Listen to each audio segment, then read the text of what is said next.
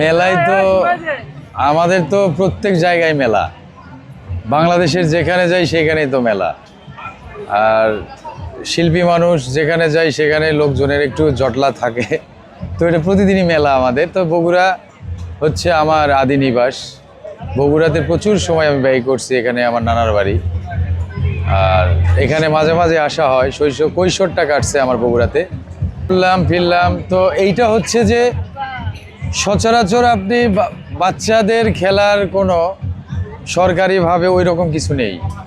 তো এইগুলিতে যখন একটা ফ্যামিলি তার সন্তানদের নিয়ে আসার পর দেখবেন যে বিভিন্ন রাইড পায়, এই রাইডগুলোতে বাচ্চাগুলো উঠতে পারে। আবার বাচ্চাদের মেধা বিকাশের জন্য সবসময় আপনি যখন এই দোকানপাট বিভিন্ন জায়গায় যখন ঘুরাইবেন তখন তাদের মেধাটা কিন্তু একদম মাথাটা খুলে যায়। তো এইটা হচ্ছে আমি বলবো যে যেসব অভিভাবক আছে তাদের সন্তানদের নিয়েই বেশিরভাগ আসা উচিত। মেলা নিয়ে অনেকে দেখছি, অনেকেই অনেক বাজে মন্তব্য করছে, মেলার জন্য বাইরে ভিড় হয়, এটা পোস্ট পাইছি। কিন্তু আমি বলবো এটা মেলার এইরকম মেলা বাণিজ্য মেলাগুলো হওয়া উচিত। পাশাপাশি আমাদের সংস্কৃতি মানুষগুলোর জন্য একটু বিনোদনের ব্যবস্থা রাখা উচিত ছিল।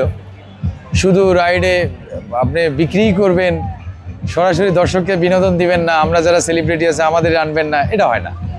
তা আমরা আসলে একটু এখন যে চলচ্চিত্রে আমি নেই এটা বললে ভুল হবে।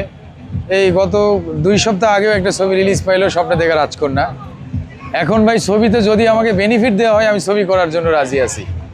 আর আপনি যদি আমাকে টাকা না দিয়া আপনি যদি আমাকে ডাকেন তাহলে তো ভাই হবে না। আমার তো আগে আমি সিঙ্গেল ছিলাম, আগে আমি নর্মাল ছিলাম, সেই জন্য আমার খরচ কম ছিল। এখন তো আমার ফ্যামিলি আছে, তো ফ্যামিলি তো আমার অনেক বড়।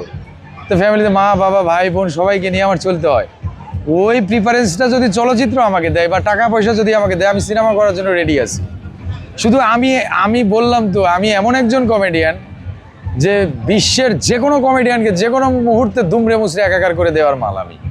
তা আপনারা আমার কন্টেন্টগুলো দেখেন ইউটিউবে, আমার ফেসবুকে, আমি কিন্তু সেই সোশ্যাল মিডিয়াতে আমি অ্যাক্টিভ হয়েছি, কারণ আমি জানি ইন ফিউচারে আমাদের চলচ্চিত্র কোথায় যাবে।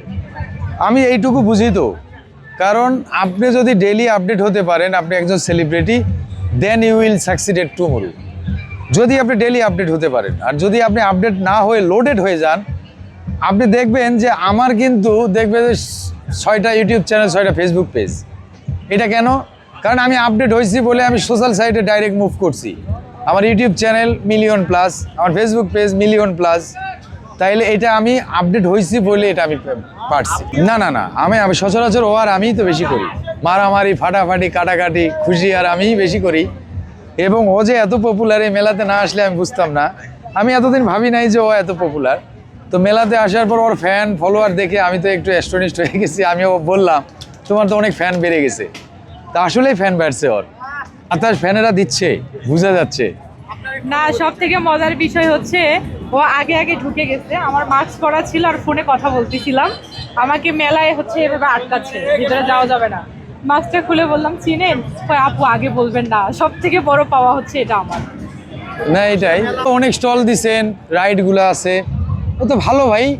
এটাকে নেগেটিভলি নেওয়ার কিছু নেই। একটা মেলা, এই মেলা আমাদের ঐতিহ্য, এইটা আমাদের সংস্কৃতির ধারক বাহক। আমরা শৈশবে মেলাতে গেছি, যাই নাই মেলাতে গিয়ে এটা মাটির ব্যাংক কিনছি, টমটম গাড়ি কিনছি, হ্যাঁ, কিন্তু এটা আমাদের ঐতিহ্য, ভিলেজ ফেয়ার। আর এটা হলো শহরের ফেয়ার। তো এটা দরকার আমাদের, এটাকে অন্যদিকে নেওয়ার কোনো ওয়ে নাই।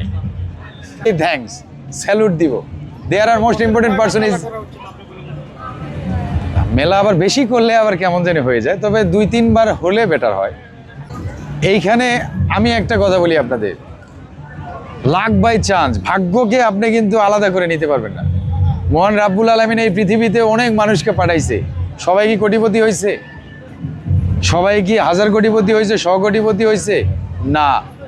উঠাও বাচ্চা হচ্ছে, এটা হচ্ছে একটা লাকি কুপন, লাকি 7 বলে একটা কথা আছে।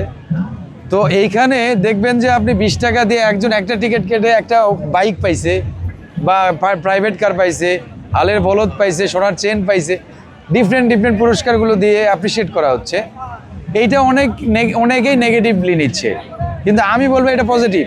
কারণ এটা হলো ভাগ্য পরীক্ষা, এটা ভাগ্য পরীক্ষা এভাবেই করতে হয়। সে সবচেয়ে বেশি পছন্দ করে আচার। আচারের পাশে আমরা এখন ইয়ে করছি, আচার আলা এমনিতেই দিবে। আমাদের তো বেসিক্যালি কোনো কিছু খাইতে হয়, কিনে খাইতে হয় না, খাওয়ার জিনিসগুলো সবাই দেয়।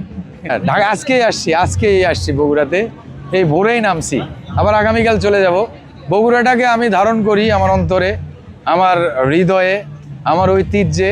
চিকন আলী ফিল্ম অ্যাক্টর আর YouTube channel CA comedy TV, প্রতিদিন ধামাকা দেই এবং ডিফারেন্ট কন্টেন্ট। আমি তো একটা ছবির ডিক্লেয়ার দিয়ে রাখছি, ওইটা ছবির নামও ধামাকা। এটা আমি ধুমধুমার একটা অ্যাকশন, ফুললি তামিল তেলেগু স্টাইলে যে ছবিগুলো আমাদের এই জেনারেশন দেখে, নায়ক হিসেবে ছবি করব। ওই ছবিটির নাম হচ্ছে ধামাকা। অ্যাকশন, তুখুর অ্যাকশন, হেভি ড্যান্সিং মুভি হবে। আমি তো নাচে খুব এক্সপার্ট, আপনারা জানেন, ফাইটে ব্যাপার না। অভিনয় তো জানেনই আমি কেমন অভিনয় করি। তা আমি এখন বর্তমানে যে সিএ কমেডি টিভিতে নাটকগুলো দিচ্ছি ড্রামাটিক, এইগুলি তো মানুষ দেখছেই, অ্যাকসেপ্ট করছে। তো আমি নায়ক হিসেবে একটা মুভি করছি, মুভিটার নাম হচ্ছে ধামাকা। এখন প্রযোজকের অপেক্ষায় টাকাওয়ালা যারা আছে তারা আসেন, একটা সিনেমা বানায়। He is coming. ধন্যবাদ। থ্যাংক ইউ ভাই, ভালো থাকুন, থ্যাংক ইউ সো মাচ।